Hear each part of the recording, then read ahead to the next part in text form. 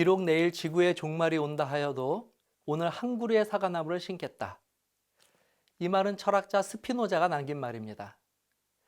그런데 막상 이렇게 유명한 말을 남긴 스피노자 자신은 실제로 이 자신의 종말에 대해서는 아무런 준비를 하지 못하였습니다. 스피노자는 평소에도 몸이 많이 약했기 때문에 자주 아팠다고 합니다.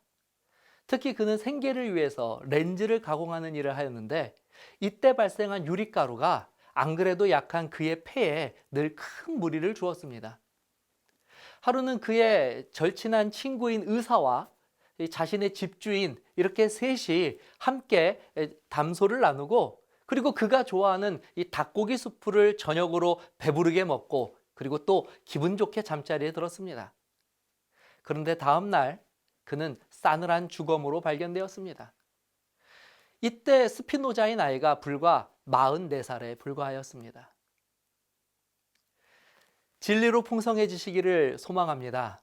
이번 시간은 예언 세미나 두 번째 시간으로 어제 말씀드린 대로 이 세상 끝에 관한 예언을 계속해서 이어가도록 하겠습니다.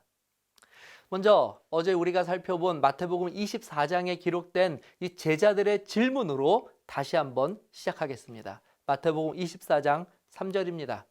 예수께서 감람산 위에 앉으셨을 때에 제자들이 조용히 와서 이르되 우리에게 이르소서 어느 때에 이런 일이 있겠사오며 또 주의 임하심과 세상 끝에는 무슨 징조가 있사오리까? 제자들의 질문은 총 두 가지였습니다. 첫 번째는 지난 시간 우리가 살펴본 예루살렘과 이 성전의 멸망이 도대체 언제 어떻게 일어날지에 대한 질문이었습니다. 그리고 두 번째 질문은 이 세상 끝에 관한 질문이었습니다. 여기서 잠깐 이 질문에 대해서 우리가 좀 본격적으로 다루기에 앞서서 제가 여러분들에게 질문 한 가지를 하겠습니다. 여러분들 생각에는 어떻습니까? 이 세상의 끝, 종말이 실제로 일어나게 될까요? 인류가 이룩한 이토록 찬란한 문명이 한순간에 모두 사라지고 이 지구 역시도 태양계에 있는 다른 별들처럼 생명이 살지 못하는 황폐화된 별로 변하게 될까요? 어떤 분들은 분명 그런 일은 결코 일어나지 않을 것이라고 생각할 수 있습니다. 이 종말이란 시한부 종말론과 같은 종교적 교리에서 나온 것이지 결코 인류가 멸망하는 일은 일어나지 않을 것이라고 확신하는 분들이 계실 수 있습니다. 그런데 흥미롭게도 이 종교단체가 아닌 스웨덴의 한 비영리 단체인 글로벌 챌린지 재단에서는 매년 전 지구적 재앙을 일으킬 수 있는 위험 요인들을 분석해서 지구 종말을 일으킬 수 있는 후보 10가지를 발표하고 있습니다. 다음은 그들이 2018년에 보고한 종말적 재앙 후보 10가지입니다.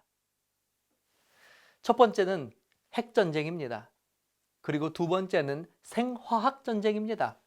세 번째는 기후변화, 네 번째는 생태계 붕괴, 다섯 번째는 전염병, 여섯 번째는 소행성 충돌, 일곱 번째는 화산의 대폭발, 여덟 번째는 태양-지구공학, 아홉 번째는 인공지능, 열 번째는 아직 등장하지 않은 잠재적 위험들이라고 밝히고 있습니다. 특히 이 보고서를 발표한 이 글로벌 챌린지 재단에서는 자신들이 예언한 이 10가지 지구 종말의 시나리오 중에서 무려 8가지가 자연적 원인이 아닌 인간 스스로가 인위적으로 초래한 원인이라는 점을 주의해서 보아야 된다고 강조하고 있습니다. 자, 이 내용대로라면 결국 지구는 스스로 자멸하기보다는 인간의 파괴적 행위로 종말을 더 빨리 맞이하게 될 것이며 굳이 종교적인 이유가 아니더라도 종말은 반드시 오게 될 것이라고 말하고 있는 것입니다.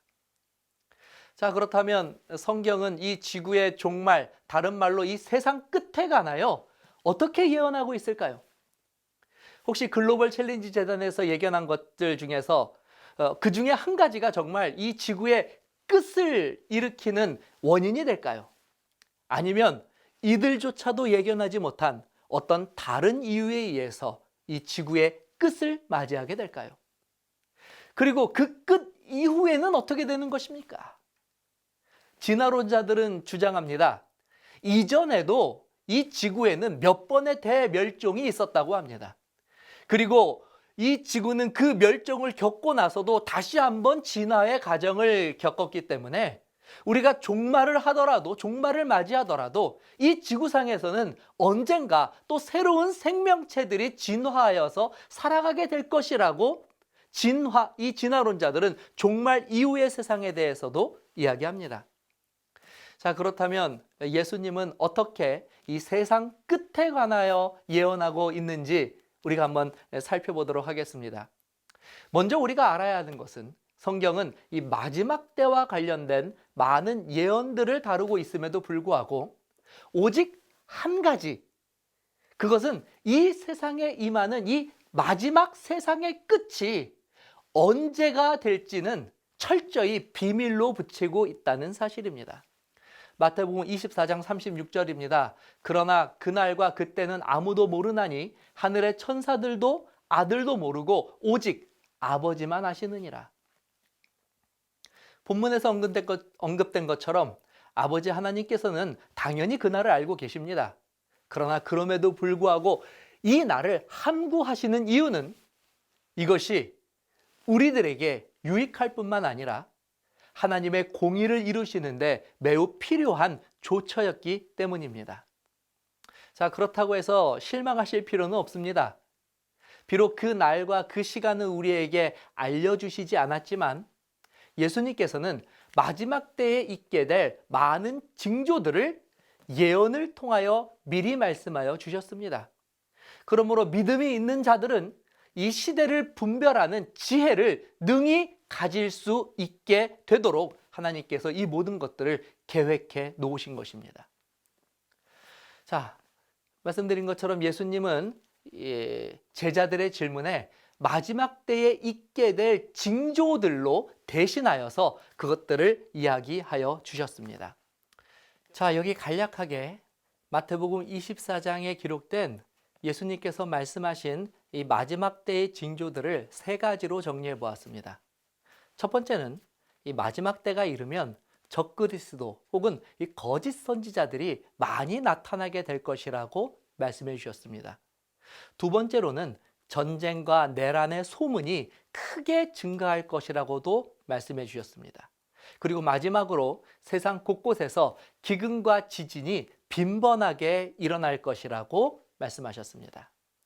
자, 그렇다면 이 세 가지 징조들을 하나하나씩 살펴보면서 이 세 가지 징조가 일어나는 그 마지막 때가, 그리고 이 마지막 때가 가까워진 시대가 언제인지를 한번 우리가 생각해 보는 시간을 가져보겠습니다.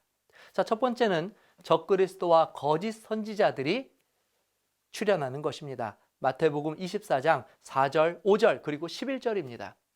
예수께서 대답하여 이르시되 너희가 사람의 미혹을 받지 않도록 주의하라.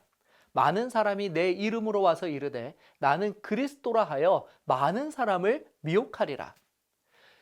거짓 선지자가 많이 일어나 많은 사람들을 미혹하겠으며, 예수님은 우선 이 종말의 때가 되면 적그리스도가 많이 나타날 것이라고 말씀하셨습니다. 적그리스도란 거짓 그리스도, 즉 그리스도를 사칭하는 자들을 말합니다. 이들은 자신이 스스로 재림한 예수라는 거짓 주장을 서슴지 않고 말하는 자들입니다. 우리가 분명하고 또 반드시 알아야 하는 성경의 진리는, 성경은 언제나 우리의 구원자가 되실 분은 오직 2000년 전 나사렛에서 태어나신 예수님 한 분밖에는 없다고 우리에게 가르치고 있다는 것입니다. 사도행전 4장 11절 12절입니다. 이 예수는 너희 건축자들의 버린 돌로서 집 모퉁이의 머릿돌이 되었느니라. 다른 이로서는 구원을 받을 수 없나니 천하 사람 중에 구원을 받을 만한 다른 이름을 우리에게 주신 일이 없음이라 하였더라. 사실 이것은 너무나 당연하고 분명한 성경의 진리이기 때문에 누가 이런 거짓말에 속아 넘어갈까 오히려 의구심이 들 정도입니다. 예수님이 승천하실 때 이 제자들은 그 모습을 바라보고 있었습니다. 근데 그때 한 천사가 제자들에게 다음과 같은 말씀을 전하였습니다. 사도행전 1장 11절입니다. 이르되 갈릴리 사람들아 어찌하여 서서 하늘을 쳐다보느냐? 너희 가운데서 하늘로 올리우신 이 예수는 하늘로 가심을 본 그대로 오시리라 하였느니라. 자, 그러므로 이 성경 말씀대로 예수님께서 재림을 하시면 예수님은 2000년 전 이 땅에 사셨던 바로 그 나사렛 예수의 모습 그대로 이 땅에 다시 오셔야 합니다.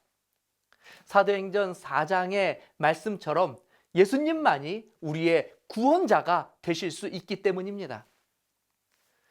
그런데 이 마지막 때가 가까이 이르게 되면 이 당연한 사실이 크게 흔들릴 것을 예수님께서는 예언을 통하여 우리에게 말씀하여 주셨습니다. 참으로 충격적입니다. 하늘로부터 강림하지 못한 자들이 세계 여러 곳곳에서 우후죽순처럼 일어나 자신이 그리스도라는 거짓 주장을 하고 사람들을 미혹할 것입니다. 특히 예수님께서는 이런 거짓 그리스도들의 기만이 심지어 하나님의 택하신 백성들에게까지 미칠 것이라고 강력하게 경고하셨습니다. 마태복음 24장 24절입니다. 거짓 그리스도들과 거짓 선지자들이 일어나 큰 표적과 기사를 보여 할 수만 있으면 택하신 자들도 미혹하리라. 지난 2000년 크리스천 투데이는 다음과 같은 타이틀의 기사를 보도하였습니다. 자칭 메시아 세계적으로 급증. 자신이 일명 메시아라고 주장하는 사람들이 세계적으로 증가하고 있는 가운데 그 숫자가 사상 최대인 1500명 이상인 것으로 독일의 종교간행물 아이디어가 14일 밝혔다. 예수 그리스도의 환생이라고 주장하는 이 가짜 구세주들은 특히 유럽과 아프리카에 많으며 그중 대표적인 러시아의 비사리온 종교 지도자는 추종자들이 1천만 명이 넘고 있다고 독일 선교 전문가 조하네스 레이너 씨는 말하고 마태복음 24장 5절에서 말한 말세의 거짓 선지자들이 실제로 점점 늘어나고 있다고 덧붙였다. 놀라운 사실은 이 기사는 지금 전 세계적으로 늘어나고 있는 거짓 그리스도, 거짓 선지자들에 대한 뉴스를 전하면서 이것이 바로 마태복음 24장 5절에 기록된 마지막 때의 예언이 실제로 이루어지는 것이라고 덧붙이고 있습니다. 자, 만일 이 기사의 내용이 사실이라면 오늘 우리는 2000년 전에 예수님께서 예언하신 이 마지막 때의 예언의 성취를 보고 있는 것입니다. 그 말은 즉 지금이 바로 예수님께서 말씀하신 그 세상 끝이 가까이 이른 때라는 의미이기도 한 것입니다. 자, 그러나 한 가지만으로 우리가 확신하기에는 아직은 좀 이릅니다. 계속해서 두 번째 예언을 살펴보겠습니다. 마태복음 24장 6절, 7절 말씀입니다. 난리와 난리, 소문을 듣겠으나 너희는 삼가 두려워하지 말라. 이런 일이 있어야 하되 아직 끝은 아니니라. 민족이 민족을, 나라가 나라를 대적하여 일어나겠고. 자, 두 번째 예언은 마지막 때가 가까이 이르면 전쟁과 분쟁의 소문들이 크게 증가하게 될 것이라는 예언입니다. 사실 이 예언에서 우리가 먼저 주목할 단어는 소문을 듣겠다는 표현입니다. 20세기에 들어서서 인류는 과거 세대와는 뚜렷이 구분되는 매우 많은 것들을 가지고 살아가고 있습니다. 예를 들어 인류가 수천 년 동안 이동수단으로 사용해왔던 말이 20세기에 들어서는 자동차로 바뀌게 되었을 뿐만 아니라 수천 킬로미터 떨어진 곳에 사는 사람들과도 실시간으로 안부를 물어볼 수 있는 그런 시대에 저와 여러분들이 살고 있습니다.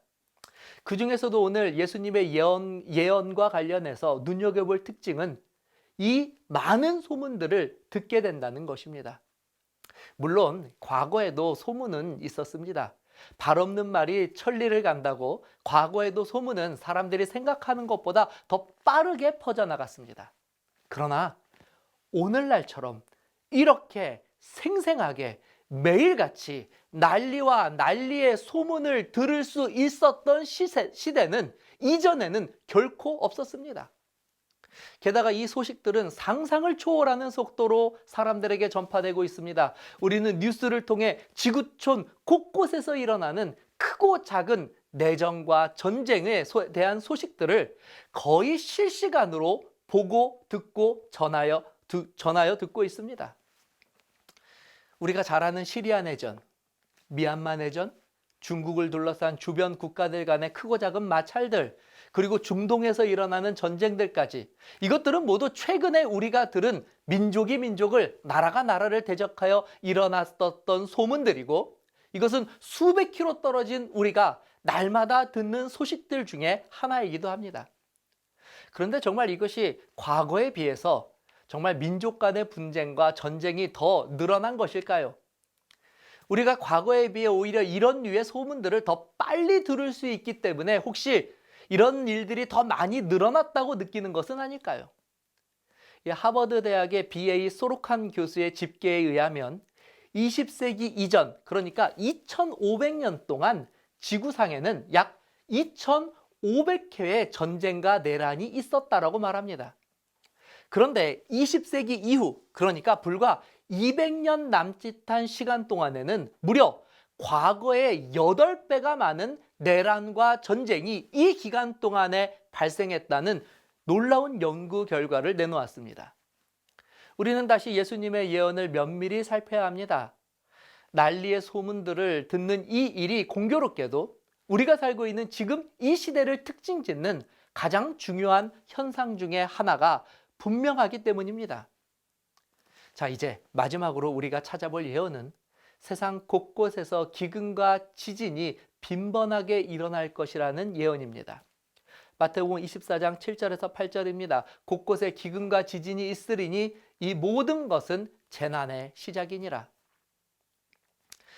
당장 기근과 지진에 대해서 이야기하려고 생각을 해보니 작년 동아프리카를 휩쓸었던 메뚜기 떼 소식이 생각이 납니다. 2019년 12월 동아프리카의 케냐, 소말리아, 에티오피아에 갑자기 대규모로 나타난 메뚜기 떼들이 무서운 속도로 농작물들을 먹어치우기 시작했습니다.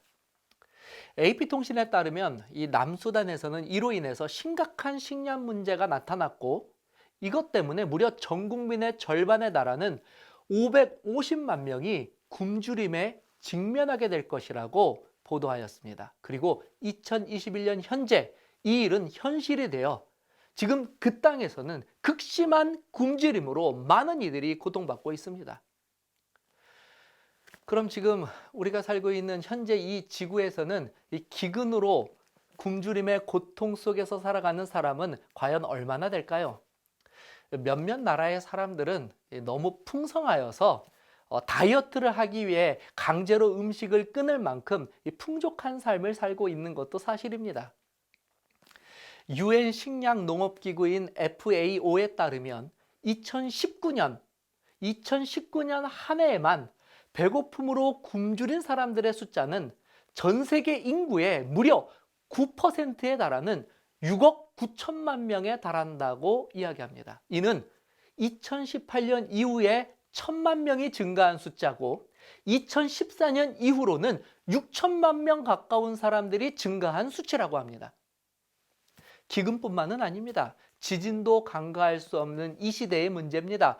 비교적 지진에 안전하다고 인식되었던 우리 대한민국에서도 1999년부터 2015년까지 발생한 이 지진 자료를 바탕으로 발표한 내용에 따르면 평균 지진 발생 횟수가 과거보다 무려 현재 5배 이상 높게 나타나고 있다고 합니다. 같은 해 미국 지질조사소는 진도 5.0 이상의 지진들을 가지고 그 횟수를 분석한 결과 전년보다 무려 32회나 더 많은 진도 5.0 이상의 지진이 발생했다고 발표하기도 하였습니다. 지금까지 예수님께서 말씀하신 이 마지막 때의 징조들을 우리가 다 살펴보았습니다. 이 징조들을 우리가 살펴보면서 어떤 생각을 하게 되셨습니까? 물론 예수님의 예언이 확실하게 성취되었다고 하는 이 성취의 내용을 우리가 살펴볼 수 있었습니다. 그렇다면 예수님께서 예언 가운데 말씀하신 그 끝이 가까웠다고 하는 때는 과연 언제이겠습니까? 놀라운 점은 이 예언이 무려 2000년 전에 선포된 것이며 2000년의 시대를 넘어 지금 이 시대에 정확하게 성취가 되었다는 것입니다. 그러므로 예수님의 예언과 성취를 확인할 때에 이 제자들이 질문한 세상 끝은 바로 오늘 우리가 살고 있는 지금 이 시대라고 하는 것을 우리는 부인할 수가 없습니다. 그런데 아무리 성경의 예언이 놀랍게 성취된 것이라고 하여도 지금 우리가 살고 있는 이 시대를 마지막 때라고 이야기하는 것에는 무엇인가 마음의 불편함이 있습니다. 사실 이 마지막 때라는 어감 자체도 그리 썩 유쾌한 단어가 아니기 때문에 그렇습니다. 그런데 한 가지 혹시 무엇인가 놓치고 계신 것이 있지는 않으십니까? 맞습니다. 이미 말씀드린 것처럼 이 모든 것들은 징조일 뿐이지 이 모든 것들이 종말은 아니라는 사실입니다. 예수님께서는 다음과 같이 징조로 예언해 주신 이유를 설명해 주고 계십니다. 마태복음 24장 32절 33절입니다. 무화과나무의 비유를 배우라. 그 가지가 연하여지고 잎사귀를 내면 여름이 가까운 줄을 아나니 이와 같이 너희도 이 모든 일을 보거든 인자가 가까이 곧 문 앞에 이른 줄을 알라.